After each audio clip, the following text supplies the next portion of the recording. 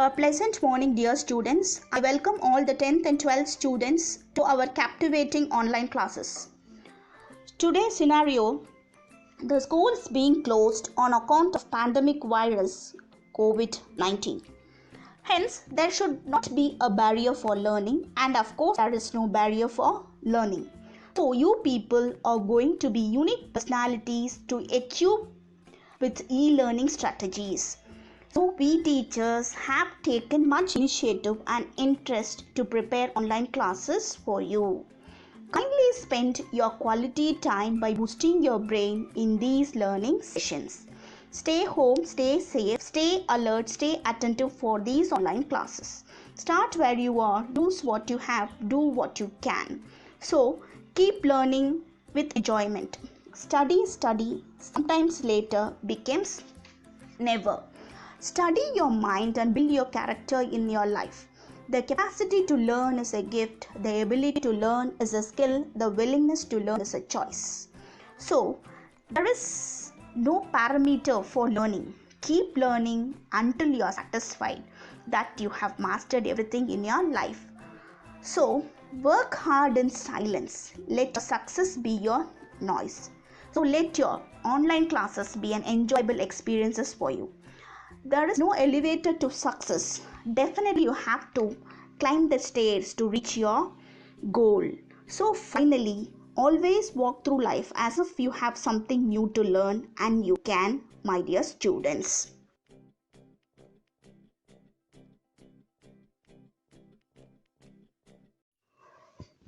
Let us discuss the poem The Castle, written by Edwin Moir.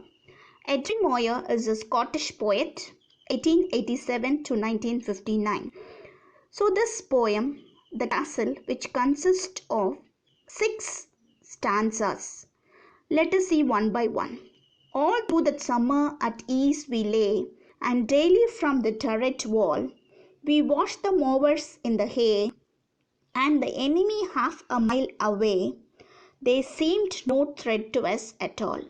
Second stanza, for what we thought had we to fear, with our arms and provender, load on load, and towering battlements tire on tire, and friendly Alice drawing near on every leafy summer road.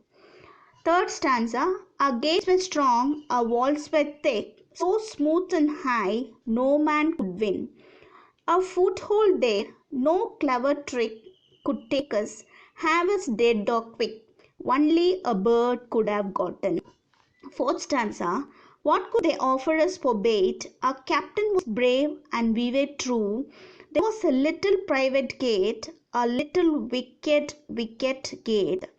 The wizened warder led them through. Coming to the next stanza, oh then, a maze of tunneled stone grew thin and treacherous as air. The course was lost without a groan, the famous citadel overthrown, and all its secret galleries bare. Coming to the last stanza, how can this shameful tale be told? I will maintain until my death. We could do nothing, being sold. Our only enemy was gold, and we had no arms to fight it with.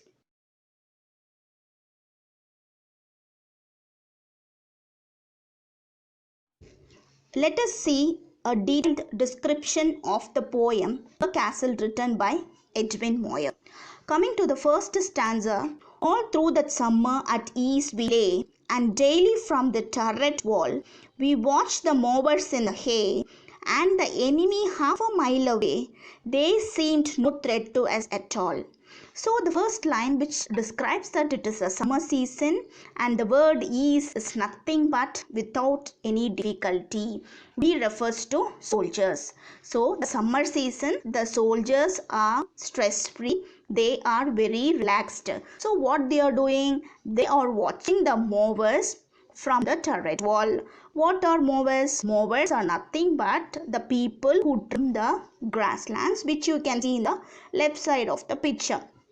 And the turret walls, they are nothing but a small tower which projects vertically from the building. It is also called as a defensive wall. So the narrator says that they couldn't see any enemy even half a mile away. So there was no threat to them. So the entire castle is free of danger, the narrator says. So once again, I'll repeat the first stanza. It is a summer season and all the soldiers, they are watching the movies from the turret wall and they couldn't see even an enemy half a mile away, which means that they are free of danger. There is no threat to them.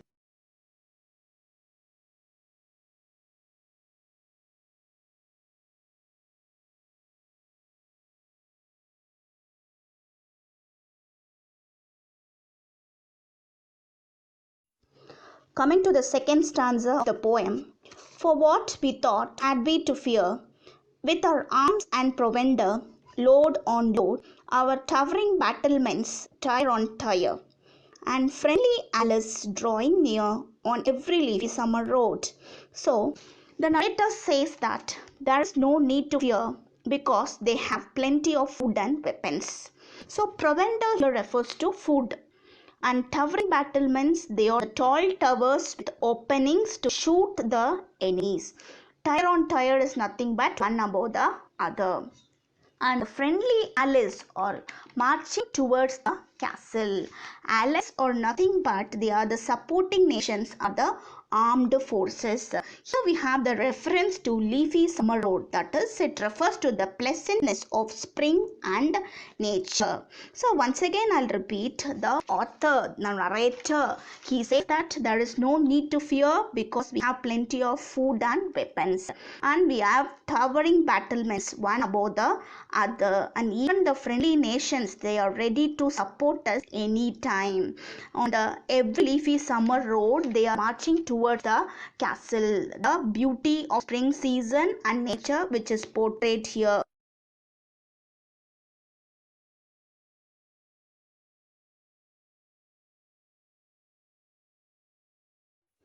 Let us see the third stanza of the poem.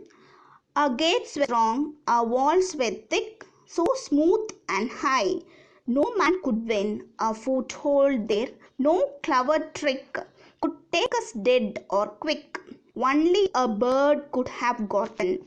So the third stanza which portrays the greatness of the castle, the gates of the castle are very strong and the walls of the castle are thick and high. Nobody can enter the castle using a clever trick, the narrator says, because there is a foothold. A foothold is nothing but a military operations which could be carried on secretly. Suppose if anybody enters the castle using the clever trick, they could be either die or be alive. The quick here refers to alive. So only a bird could enter the castle. Once again, I'll repeat here. The greatness of the castle is mentioned by the poet. The gates are strong and the walls are thick and high. Nobody can enter the castle. Only a bird could have entered the castle because there is a secret galleries and a foothold in the castle.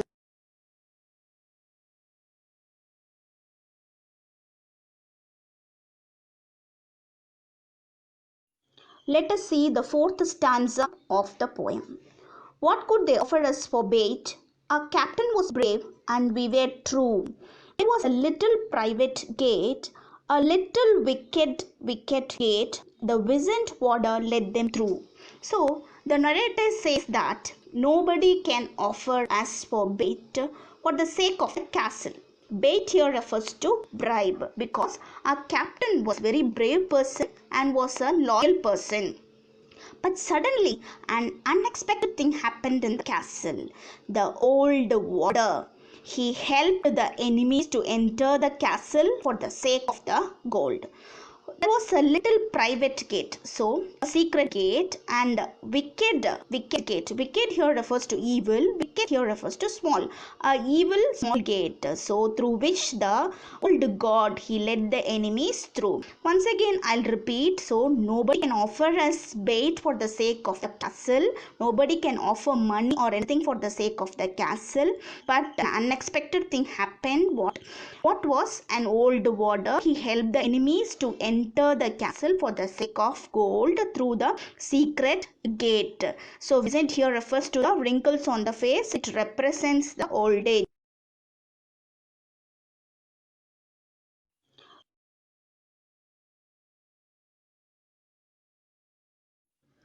Coming to the fifth stanza.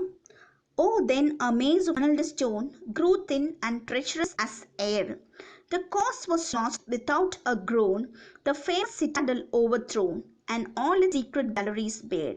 So, here the narrator explains that the castle is like a maze of tunneled stone. So, even the maze of tunneled stone which became disloyal. So, maze here is nothing but a confusing part. The castle which consists of confusing and intricate parts which became disloyal because of the water. So nothing we can do except lamenting over the course. The famous castle was finally captured by the enemies. Their only enemy was gold and they had no weapons to fight. So here citadel refers to castle and secret galleries, that secret bedrooms were empty, bare here is empty.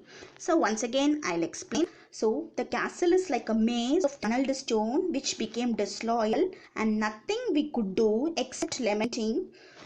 Finally, the famous castle was overthrown or captured by the enemies. Their only enemy was gold and they had no weapons to fight.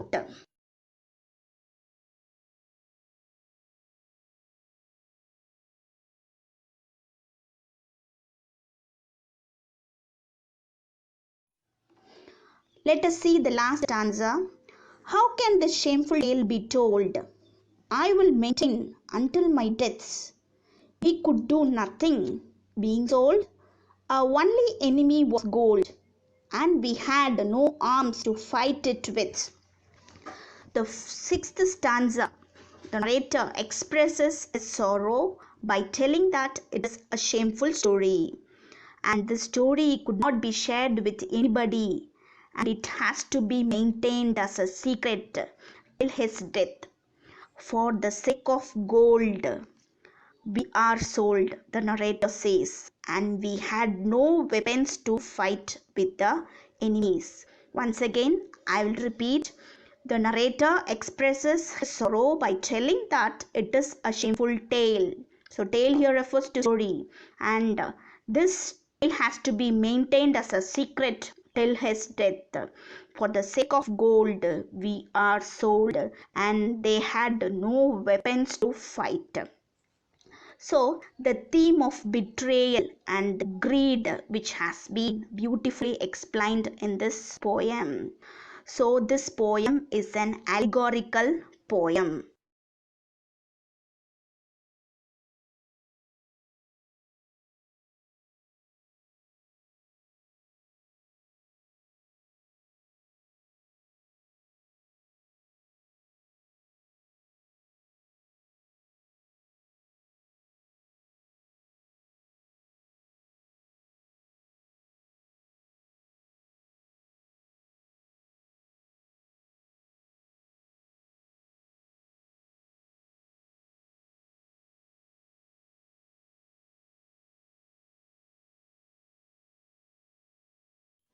Let us see the gist of the poem, The Castle, written by Edwin Moir.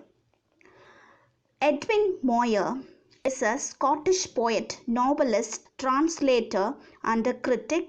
He was remembered for his vivid poetry. Castle is nothing but a fort.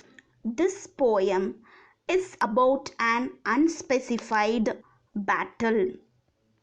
The narrator of the poem lives in the castle. So, the poem starts in a positive tone by describing the efficiency of the army and the strength of the castles, and the walls of the castles are very thick and high. The narrator ensures that the castle could not be captured by the enemies as it is well guarded and it has secret galleries.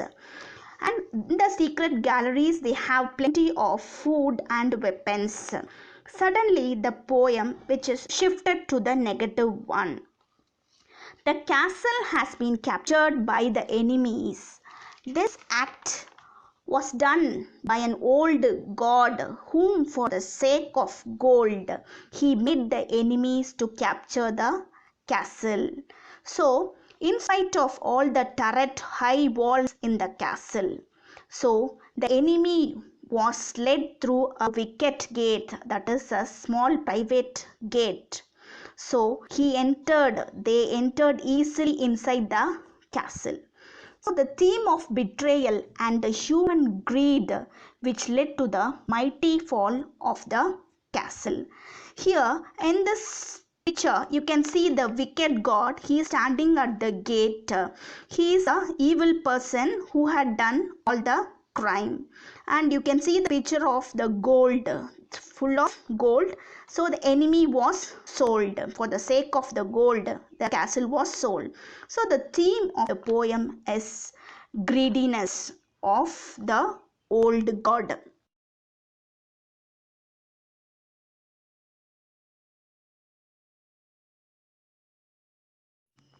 Students, we shall discuss figures of speech in this session. What is a figure of speech? A figure of speech is a deviation from the ordinary use of words with a view to increasing their effect. A figure of speech is used especially in poetry. It adds beauty to the poem.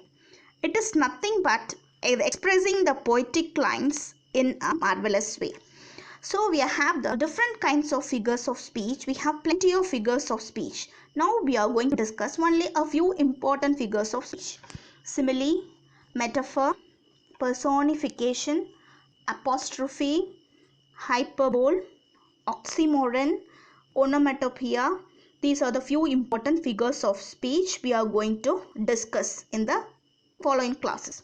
First is simile. Simile is nothing but when you are comparing two different things, then it is called as a simile.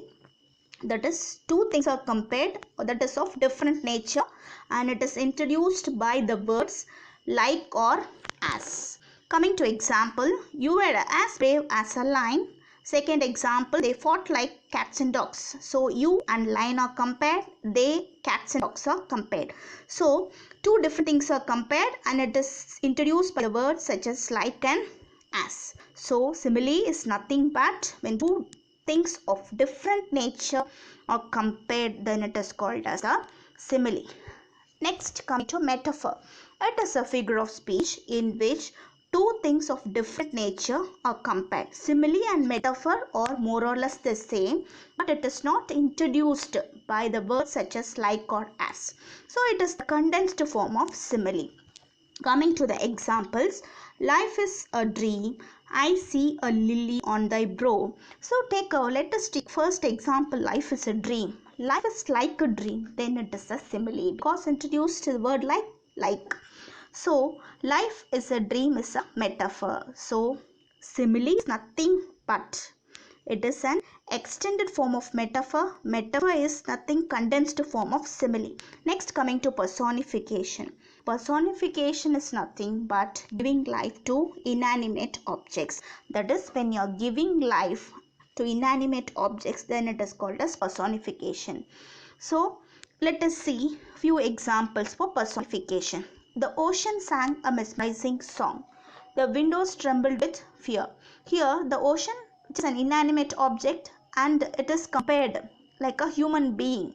So it sang a mesmerizing song. Again the windows which trembled with fear. So the window is again personified. That is, it is spoken like a human being. The ocean and the windows are personified as human beings. Thank you.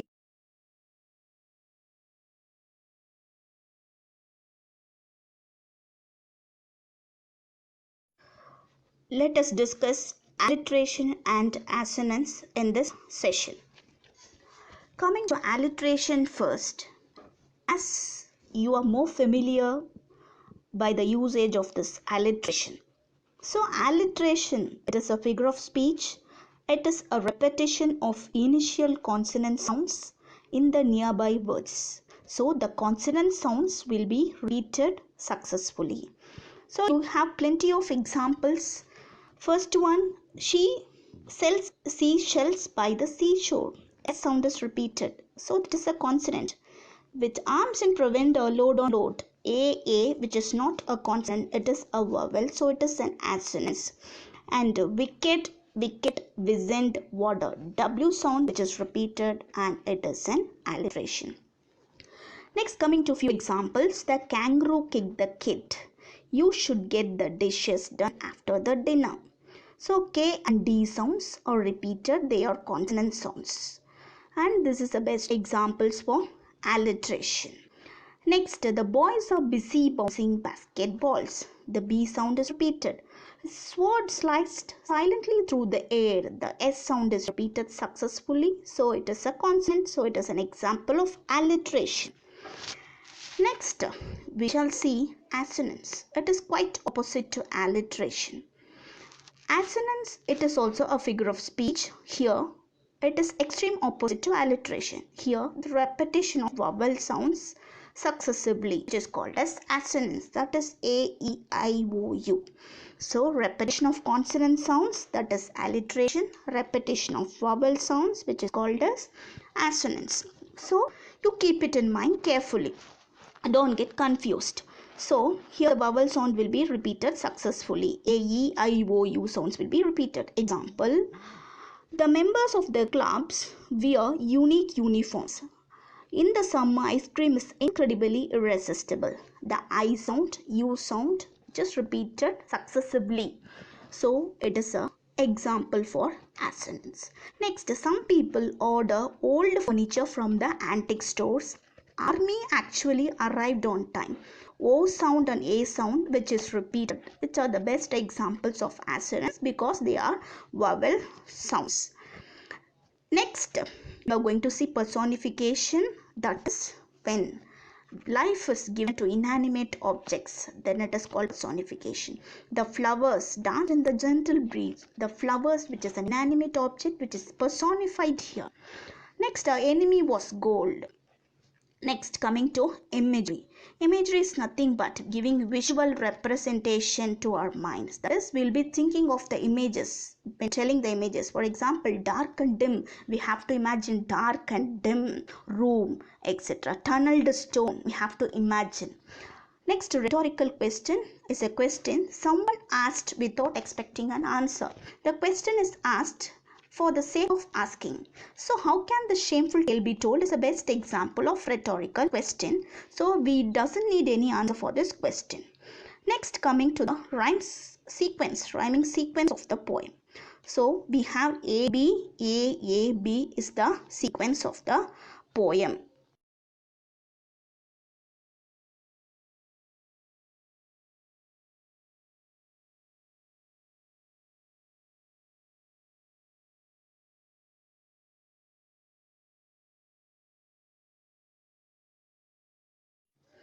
Good morning, dear students. Let us discuss the poem Castle, which is both a monologue and an allegory. So this poem is a combination of a monologue and an allegory. Let us discuss one by one. So the term monologue, mono means single, log means conversation. So it is obvious that monologue is a long speech by a character. The character may or may not be alone on the stage. Here in this poem, the narrator only speaks to all the gods in the castle. So the character is speaking to someone. Then coming to allegory. So what do you mean by allegory? This poem is a allegory. Allegory is a figurative language, that is, it conveys two meanings. One is literal meaning, other one is figurative meaning. This poem, which tells the story of an unspecified battle. So this is a literal meaning, that is the original meaning of the text. Which coming to the allegorical meaning or the hidden meaning, that it conveys that it is very difficult to protect oneself against greed and love of money.